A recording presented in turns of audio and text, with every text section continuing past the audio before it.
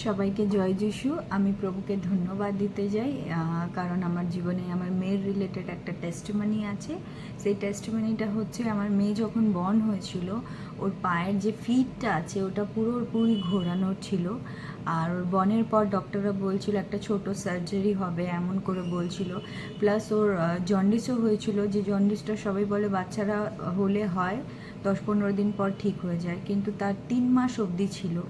তার জন্য আমরা খুব ভয়ভীত ছিলাম, আমরা অনেক ডক্টর দেখিয়েছি, কিন্তু ও ঠিক হয়নি। তারপরে আমরা জন্ডিসের জন্য এবং পায়ের জন্য কিচ্ছু করিনি, শুধুমাত্র প্রার্থনা করেছি আর অয়েলের মধ্যে প্রে করে ওর মালিশ হতো সারাক্ষণ।